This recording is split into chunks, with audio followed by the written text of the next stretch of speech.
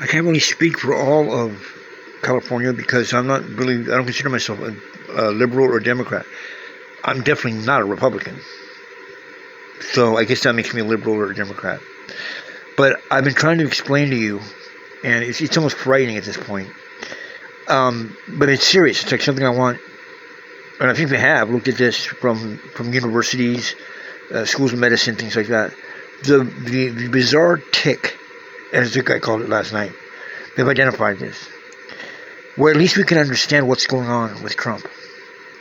And the way we do that is we reverse everything he says, or as I've seen today, he has now reversed.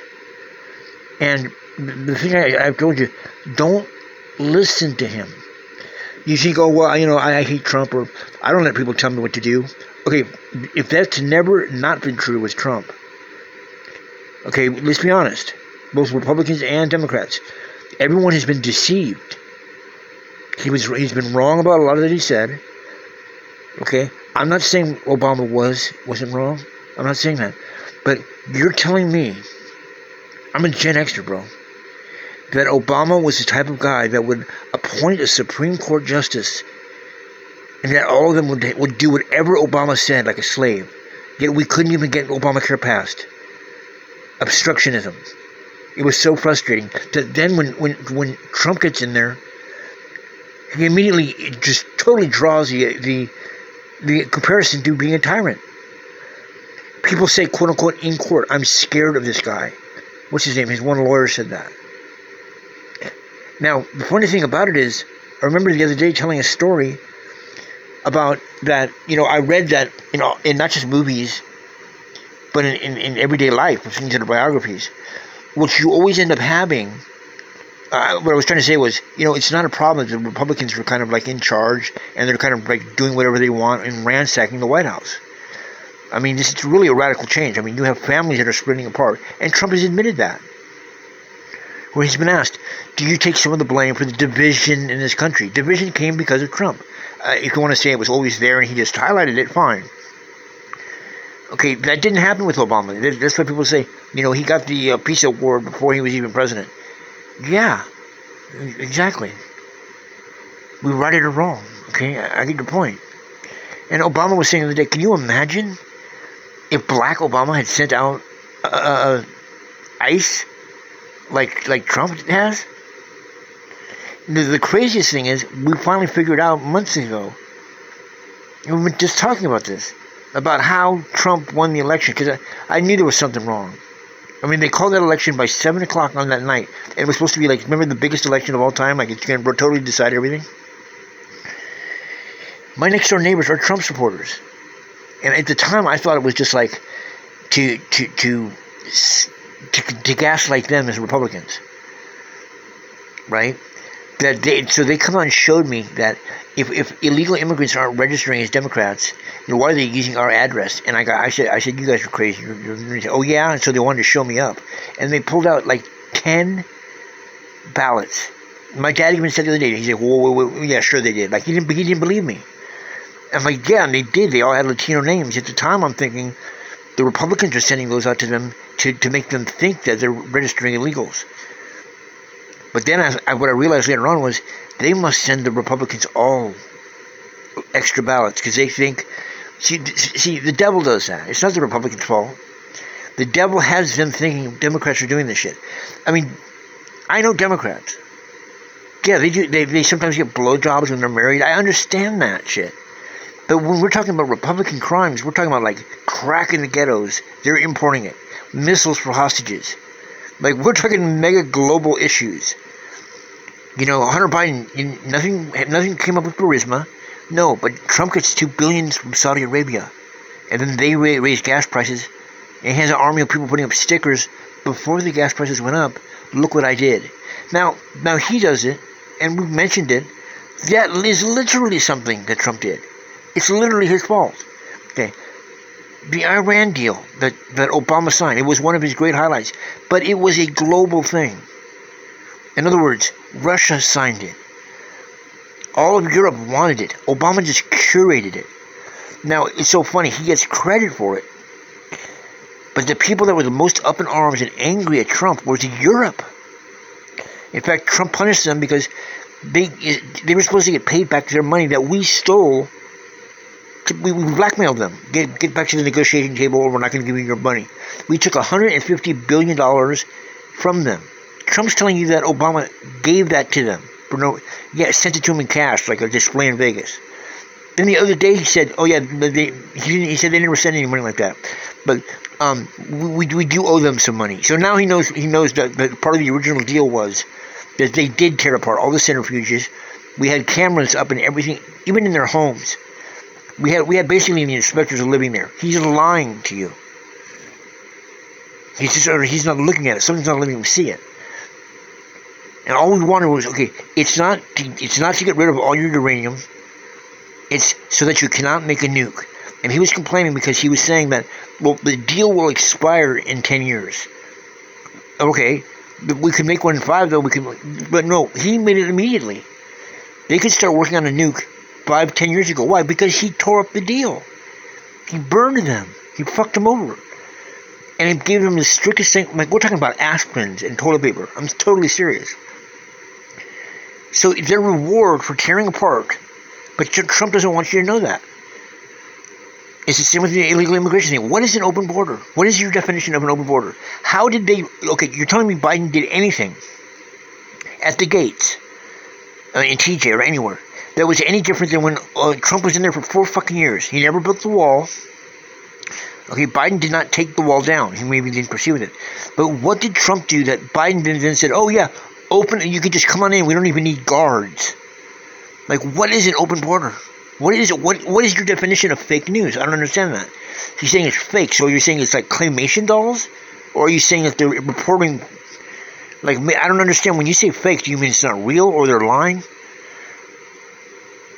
And then I was talking about how, dude, Trump thinks it's Democrats against him. It's just like he's taking my talking points. And I said, I go, it's 100 million different people. I go, Democrats never stick together. But in the storyline of life, someone was telling me this. I was just telling this to my dad the other day. Republicans are known to always stick together. They never miss a vote. For them, it's like Black Friday before Christmas. They are definitely at the door to vote every time. Most Democrats, almost notoriously, in fact, in 2016, that's why Trump won. But 40% of the people didn't even vote because they didn't like either candidate. He says, no, they all wanted Hillary. No, people wouldn't even show up. They did not like either candidate. But Republicans always show up. They always stick together. They'll vote on anything that a Republican says. Like, I know some of these Republicans are not racists, but the other ones voted on it, so I will too. I mean, how is that not the inside joke that they hate us talking about? They're like robots.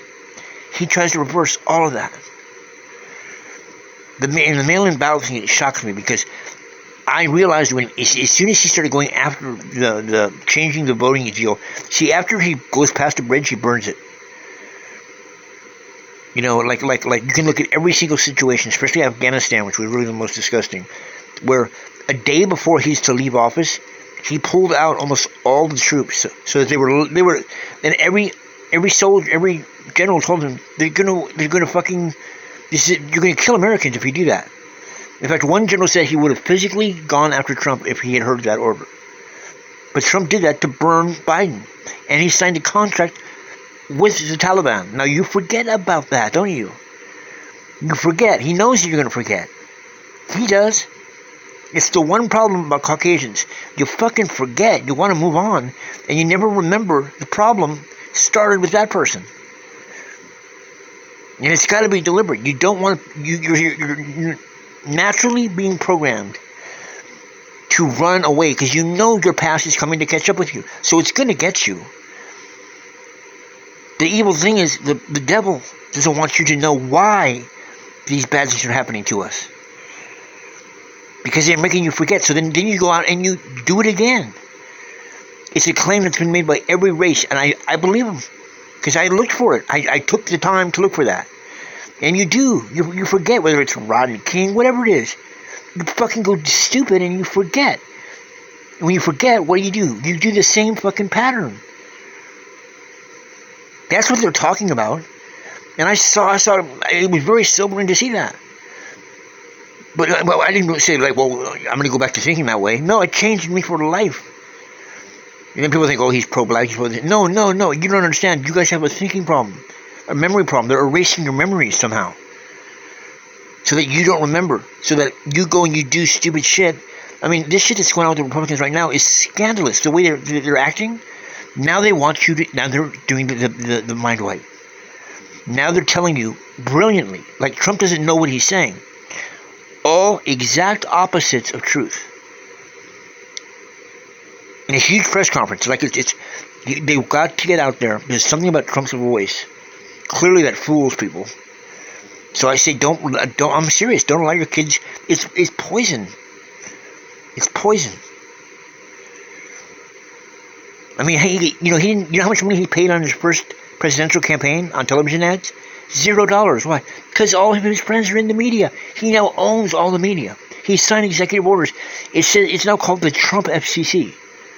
Like, you don't even know the half yet. We're not allowed to get the BBC anymore. We can't get news from outside of America. And you saw his freak out on ABC, CNN. They're all crooked. They're so crooked. If everyone is that crooked, then how is he president? Everyone's crooked. The judges are crooked. The jurors are all radical leftist activists. And he even has the audacity to say, when we're sitting here talking about the economy, we're worried about gas prices. You screwed over the farmers. You're violently. People are having babies inside these jail cells because your ICE guys are putting everyone in prison. And you're saying that they're taking all our money. No, according to him, the only thing we care about is that everyone should get sex changes. Okay, that men should play in women's sports. Wait a second, I'm part of the Title IX generation. How dare you say that, man? We sacrificed for women so that women could have their own sports. My brother got a football scholarship. They luckily gave him the school scholarship, but they had to cancel football at the college. Why? Because the money all went to women's sports. I'm not saying that there's not some dude who's trying to make a statement, or some chick who's trying to be a dude. But to say that the whole fucking political party, that's what our agenda is, we're running on that platform like you are immigrants? The Republicans have immigration. That's their big deal. The Democrats have transgenderism and they want men to play women's sports. Wait. I mean, if you go by that, even as a joke, your mind, it sinks into your mind. And everything he says is like that. And I could have sworn, I could have just guessed. No, I think it's the economy.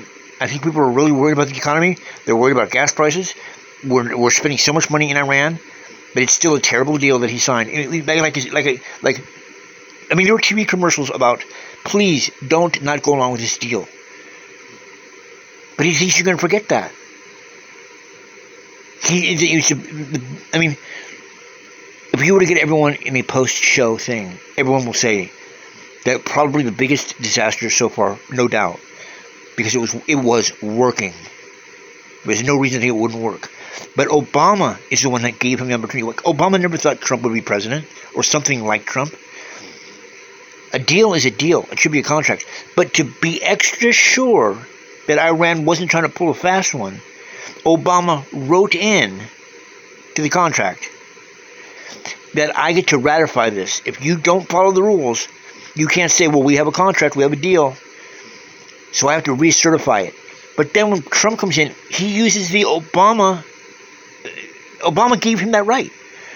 He would never have been allowed to tear up the Iran deal if Obama hadn't written in that exception to be extra careful of them, because they might lie to us. And if they do, then we can take everything from them. Trump comes into office, goes, oh, look, Obama put a loophole in here, so I can just take it and throw it away whenever I want. And then he complains about Obama. He's it's diabolic. It's diabolic. Nice people. And some are very nice, but violent. They turn violent. But you know what? If I didn't do what I did, we would have been hit. Number one, very important, was the termination of Obama's horrible deal. And number two, this beautiful plane hitting them 8 months ago, whatever it was, and taking out their nuclear capacity. That totally threw them for a loop. If they had that bomb at either time, 5 years ago or 7 months ago. If they had that bomb would have been used almost immediately. Mr. President, two questions on domestic policy, bringing it close to home. First of all, the Save America Act. What are you expecting this week when this vote takes place in the U.S. Senate? Will the Vice President's vote be necessary? I think it's imperative that it gets done. I'm not sure it is. You know, the Democrats have horrible policy. It's just incredible. But they stick together. It's the one thing they do. Their Supreme Court members stick together. Those appointed by a Democrat stick together.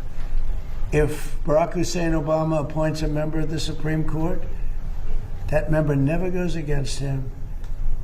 And they're proud about it. They say, I don't give a damn if it's good or bad.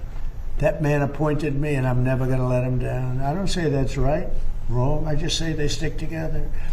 Republicans go the opposite way. If Donald Trump appointed me, I'm going to show the world that I can be totally just and I can be independent of Donald Trump. He's not controlling me. And I don't want to control them. I just want to have smart decisions. They gave us a decision on tariffs the other day that won't change tariffs. I can do it a different way. I always knew I could do it a different way. This was a little quicker, a little easier, a little better. But they gave it a decision that could cost this country $500 billion to pay people back, because now I have to start the tariffs all over again. Very simple. And what happens with the money I've already collected? Why didn't they say, starting from now, go the other way? $500 billion perhaps. It's so sad. But one thing about the Democrats, they stick together like glue. They impeached me twice for absolutely no reason, unanimously. Fortunately, the Republicans stuck together, and it was something. It was pretty wild. But the Democrats have horrible policy, transgender for everybody, open borders, men playing in women's sports. But the one thing they do have is they stick together, no matter how bad the policy. It's embarrassing to watch them try to defend it. And in a way, I say, as a Republican, in a way, I say, thank goodness they have bad policy, because you'd never beat them. We have something in there now, the Save America Act.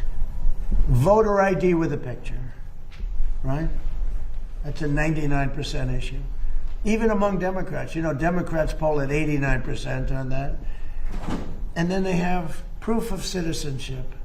And then they have no mail-in ballots. No mail-in ballots. We have no mail-in. You go to California, they send out like 38 million ballots. Some Democrats get 7, 8 ballots. Republicans are a lot of times calling in, where's my ballot? Where's my ballot? They're lucky to get one.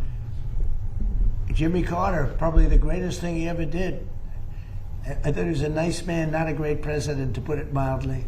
How did his attack work out in Iran? Not too good. I think ours is slightly better, wouldn't you say? But Jimmy Carter, the one thing he did after he left with Scoop Jackson and some others, they formed a very elite council, a committee that came out and said very strongly, no mail-in ballots, because if you have, we're the only country in the world that has mail-in ballots like we do. The only country in the whole world. People have tried it. France tried it and they went away. They're now doing paper ballots, watermark paper, which is very hard to cheat. So when you look at what happens with this country, we really have to fix it. That'll be very popular. The other thing we put in there, just as best of, I call it the best of Trump. We have the three things I just said, right? But then I added on no men playing in women's sports, and I added in no transgender surgery, the mutilation of our children. We have no mutilation of our children, no transgender. I think they say that's an 80% issue. I think they're 99% issues, but whether they're 80% or 99%. The problem is we have a couple of Republicans. They shouldn't be allowed. They're horrible people, and they're willing to vote against anything. And we have all the Democrats who vote against it. So I think it hurts the Democrats to vote against it, because I'm going to instruct all the Republicans to say that so-and-so that they're running against voted against the saving of our children from transgender mutilation, right? That's pretty unpopular. They want men and women's sports. That's pretty unpopular. They want voter ID, but the Democrats don't. Everybody wants voter ID. Everybody wants proof of citizenship. And most people don't want mail-in voting because they know it's a fraud. Touches too many hands. I mean, the postman gets it, this one gets it, that one. So these are all issues that are in the 90s to 100. I would say some are virtually 100%. And the interesting thing is they're that way not only with the Republic. I'm not talking about leadership. I'm talking about they're that way also, most importantly, with the people. The people of our country want voter ID. The people of our country want proof of citizenship. And that includes 88%, 89% of Democrats. And I think the Republicans, Eric Schmidt, Rick Scott, Tim Scott, I speak to so many of them, they all want it. I hope John Thune can get it across the line. He's trying. I mean, he told me this morning, I spoke to him, he's trying. I think it'll be a very, very bad thing for our country if they don't. We're just asking for basic things. Think of it. You can't have voter ID. Do you know in California, if you ask a person to show their identification, they have the right to put you in jail. If you're an official and you say, may I please see your identification, you're subject to going to jail. That's how crazy it's gotten with a low IQ person, you know, because Gavin Newsom has admitted that he has learning disabilities. Honestly, I'm all for people with learning disabilities, but not for my president. I think a president should not have learning disabilities, okay? And I know it's highly controversial to say such a horrible thing. The President of the United States, Gavin Newsom, admitted that he has learning disabilities, dyslexia, everything about him is dumb. But then he looked at the audience and said, but I'm smarter than you, or something like that. That was pretty stupid. So now on top of everything else, I call him a racist because it happened to be a black audience. I will tell you this. I think it was the worst interview I've ever seen of any human being in my life, okay? Anybody else have any questions? Will it be necessary to use even a limited ground force to secure whatever nuclear material remains in Iran as part of that threat? Yeah. And secondly, have you made a decision? You mean to go in and get it? Yes, sir. Why would I tell you a thing like that? And secondly... You know, I can't say to reporters, sir, will you attack Carg Island? Will you occupy Carg? They ask me these questions. And I don't want to be mean, but they're stupid questions. If any president answered those questions, they shouldn't be president. And secondly, sir, do you still plan to travel to Beijing at the end of this? I don't know. We're working on that right now. We're speaking to China. I'd love to, but because of the war, I want to be here. I have to be here, I feel. And so we've requested that we delay it a month or so. And I'm looking forward to being with them. We have a very good relationship. But because of the war, there's no tricks to it either. It's not like, oh, gee, I'm waiting. It's very simple. We got a war going on. I think it's important that I be here. You know? So it could be that we delay it a little bit. Not much. Peter? When you say Cuba is next, Cuba. is Cuba, whatever you do with the military there, it seems like something, will that look more like Iran or Venezuela? Can't tell you that. I can tell you that they're talking to us. It's a failed nation. They have no money, they have no oil, they have no nothing. They have nice land. They have nice landscape, you know. It's a beautiful island. I think they have great people. You know, I know so many people from Cuba that were treated terribly and they're over here and they became rich. They're very entrepreneurial people, very smart. I know a lot from Florida especially. There's so many people. A friend of mine started over with nothing. He's now the largest owner of gas stations in the country and stuff. I mean, Cuban. I also know, I was just with a fantastic person who's Cuban and made a fortune. in sugar. You know, Fanjul family, right? And this family wants to go back to Cuba to visit it. They haven't been back in like 50 years or something. They largely come from Cuba. And we'll see what happens. They were asking me about that. They want to go back. Not only Fanjul, a lot of Cubans have said, oh boy, would they love to go back. I think Cuba, I don't know, it's in its own way, for tourism and everything else, it's a beautiful island, great weather. They're not in a hurricane zone, which is nice for a change, They won't be asking us for money for hurricanes every week. But I think Cuba's see the end. All my life I've been hearing about the United States and Cuba. When will the United States do it? I do believe I'll be having the honor of. Kayla just discovered that on Vinted, she can easily earn extra cash. All she has to do is. I do believe I'll be having the honor of taking Cuba. That'd be good. That's a big honor. Taking Cuba. Taking Cuba in some form, yeah. Taking Cuba. I mean, whether I free it, take it, I think I could do anything I want with it. You want to know the truth? They're a very weakened nation right now. They were for a long time. Very violent leaders. Castro was a very violent leader. His brother's a very violent leader. Extremely violent. That's how they governed. They governed with violence. But a lot of people would like to go back. Okay, one more question. A quick question on fraud for Vice President Vance. Mr. Vice President, you announced a couple of weeks ago in the EOB that the administration would be halting Medicaid payments to Minnesota until the state decided to take pervasive steps to root out fraud. Do you have an update to that specific situation? I think hopefully it's going to be JD's. This will not be like a Kamala where she was put in charge of the border and she never went there, JD, right? You promise? I promise, sir. Remember, Kamala was put in charge. She was the border czar. She never went to the border. She never called any of the great border patrol. The border patrol testified. We never spoke to her in 4 years. And that was a disaster. But this is different. This is a different group of people. I think maybe before JD, I'll ask Stephen Miller to say a few words still, please.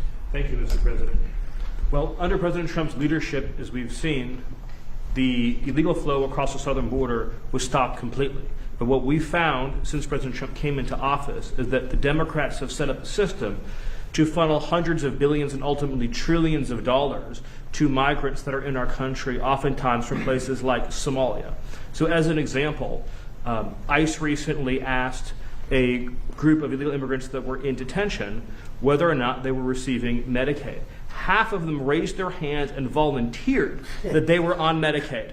Just volunteered that. These aren't the ones who are hiding it, right? They also asked illegal aliens how they paid their medical bills, and they said that if they don't have Medicaid, they go to hospitals, they get free care there, and they bill it to the taxpayers. So they aren't paying for any of their own health care in this country. This is one example.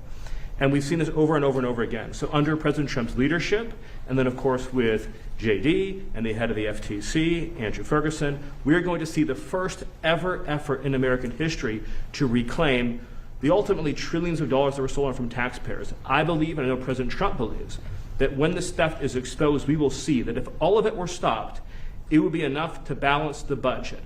The extraction of wealth from American taxpayers to people who don't belong here is the primary cause of the national debt, and this is the first ever effort to shut that down. Thank you, Mr. President. First ever.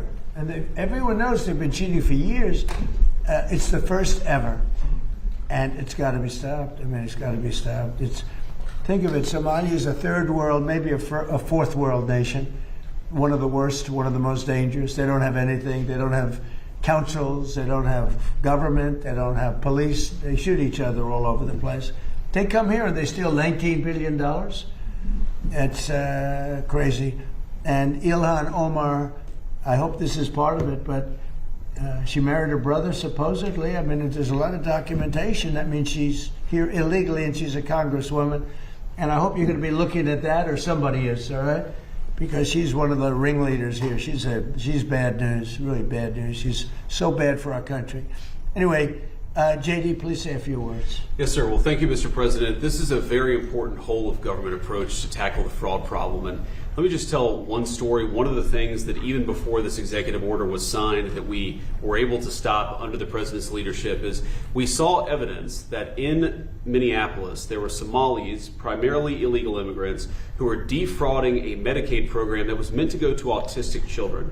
So they were taking children who were supposed to get benefits, and they were claiming that their kids were actually autistic even though they weren't. And what did this mean? This meant two things. Number one, you had a lot of people getting rich off of the fraud while American citizens got poor.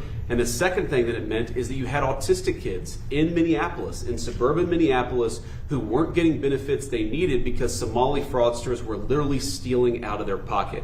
It's got to stop. And unfortunately, that kind of fraud is one example of probably hundreds just within the state of Minneapolis, and then it's repeated and replayed all over the United States of America. When we first started talking about this problem, the president made it very clear he wanted us to take the fraud problem seriously because nobody had until he was president. We started to figure out one big hole that existed is that the agencies of the government weren't actually talking to each other.